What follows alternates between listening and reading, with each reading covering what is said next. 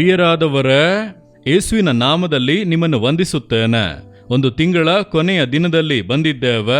ಈಗ ತಾನೇ ಮೊದಲ ದಿನ ಬಂದ ಹಾಗೆ ಇತ್ತು, ಕೊನೆಯ ದಿನ ಬಂದಿತ್ತು.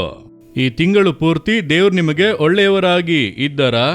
ನಿತ್ಯವೂ ನಿಮ್ಮೊಟ್ಟಿಗೆ ಮಾತನಾಡಿದರು, ನಿಮ್ಮ ಕರ ಹಿಡಿದು ನಡೆಸಿದರು. ಎಷ್ಟೋ ಕಷ್ಟ, ಉಪದ್ರವ, ಇಕ್ಕಟ್ಟು ಬಂದಾಗಲೂ ನಿಮ್ಮನ್ನು ಅವಮಾನ ಪಡಲು ಬಿಡಲಿಲ್ಲ. ನಿಮ್ಮ ಪ್ರಾರ್ಥನೆಗೆ ಉತ್ತರ ಕೊಟ್ಟರು, ನಿಮ್ಮ ಭಯವನ್ನು ನೀಗಿಸಿದರು, ನಿಮಗೆ ಸೌಖ್ಯ ಕೊಟ್ಟರು, ನಿಮ್ಮನ್ನು ಆಶೀರ್ವದಿಸಿದರು. ಎಷ್ಟು ಒಳ್ಳೆಯದು ಮಾಡಿದರಲ್ಲ, ಅದನ್ನು ನೆನೆಸಿ ನಾವು ದೇವರನ್ನು ಸ್ತುತಿಸಬೇಕು. ಸತ್ಯವೇದದಲ್ಲಿ ಒಂದು ವಾಕ್ಯವಿದೆ. 1 ಸಮುವೇಲನು 7ನೇ ಅಧ್ಯಾಯ 12ನೇ ವಾಕ್ಯದಲ್ಲಿ ಯೆಹೋವನು ಇಲ್ಲಿಯವರೆಗೂ ನಮಗೆ ಸಹಾಯ ಮಾಡಿದನೆಂದು ದೇವರನ್ನು ಸ್ತುತಿಸಿದರಂತ. ಅದಕ್ಕೆ ಹೆಸರು ಎಬನೇಜರ್. ಎಬನೇಜರ್ ಅಂದರೆ ಇಲ್ಲಿಯವರೆಗೂ ದೇವರು ಸಹಾಯ ಮಾಡಿದರು. ಕಳೆದ ತಿಂಗಳು ಪೂರ್ತಿಯೂ ಈ ತಿಂಗಳು ಪೂರ್ತಿಯೂ ದೇವರು ನಿಮಗೆ ಸಹಾಯ ಮಾಡಿದರಲ್ಲ, ಅದನ್ನು ನೆನೆಸಿ ನಾವು ದೇವರನ್ನು ಸ್ತುತಿಸಬೇಕು. ಇದುವರೆಗೂ ಸಹಾಯ ಮಾಡಿದಂತ ದೇವರಿಗೆ ಸ್ತೋತ್ರ ಎಂದು ದೇವರನ್ನು ಸ್ತುತಿಸಬೇಕು.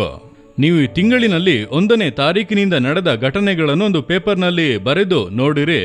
1ನೇ ತಾರೀಕು ಏನ್ ನಡೆಯಿತು, 2ನೇ ತಾರೀಕು ಏನ್ ನಡೆಯಿತು, ಹೇಗೆ ನಾನು ಪ್ರಾರ್ಥಿಸಿದೆ, ದೇವರು ಹೇಗೆ ಉತ್ತರ ಕೊಟ್ಟರು ಎಂದಾದರೂ ಹಿಂತಿರುಗಿ ನೋಡುವಿರಾ? ಅದಕ್ಕೆ ನಾನು ಹೇಳುವುದು, ನೀವೊಂದು ಪ್ರೇಯರ್ ಡೈರಿಯನ್ನು ಇಟ್ಟಿರಬೇಕು. ಎಲ್ಲವನ್ನು ಬರೆದು ಪ್ರಾರ್ಥನೆ ಮಾಡಬೇಕು. ಆಗ ದೇವರು ಪ್ರಾರ್ಥನೆಗೆ ಯಾವ ರೀತಿ ಉತ್ತರ ಕೊಟ್ಟರು, ಹೇಗೆ ಅದ್ಭುತ ಮಾಡಿದರೆಂದು ನಮಗೆ ತಿಳಿಯುತ್ತದೆ. ನನಗೆ ಆ ಅಭ್ಯಾಸ ಉಂಟು. ಹಾಗೆ ಬರೆದಿಟ್ಟು ಪ್ರಾರ್ಥಿಸುವಾಗ ನಾನು ಹಿಂತಿರುಗಿ ನೋಡಿದರೆ ನನ್ನ ಪ್ರಾರ್ಥನೆಗೆಲ್ಲ ಆತನು ಉತ್ತರ ಕೊಟ್ಟಿದ್ದಾನೆ. ನಾನು ಭಯಪಟ್ಟ ಕಾರ್ಯವನ್ನೆಲ್ಲ ಬದಲಾಯಿಸಿದ್ದಾರೆ. ಎಷ್ಟು ಅದ್ಭುತ ಮಾಡಿದ್ದಾರೆ. ಅದನ್ನು ನೆನೆಸಿ ದೇವರನ್ನು ಸ್ತುತಿಸುತ್ತಾ ಮುಂದೆ ದೇವರ ಕೃಪೆಯು ನಮ್ಮನ್ನು ಆಧರಿಸಿ ನಡೆಸುತ್ತದೆ. ಇದುವರೆಗೂ ಸಹಾಯ ಮಾಡಿದಂತ ದೇವರಿಗೆ ಸ್ತೋತ್ರ ಎಂದು ದೇವರನ್ನು ಸ್ತುತಿಸುವಿರಾ?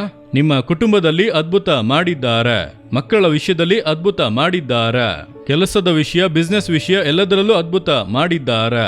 ನೀವು ಭಯಪಟ್ಟ ಕಾರ್ಯದಲ್ಲಿ ದೇವರು ಅದ್ಭುತ ಮಾಡಿದ್ದಾರೆ. ಯೋಚಿಸಿ ನೋಡಿರಿ, ದೇವರನ್ನು ಸ್ತುತಿಸಬೇಕಲ್ಲ.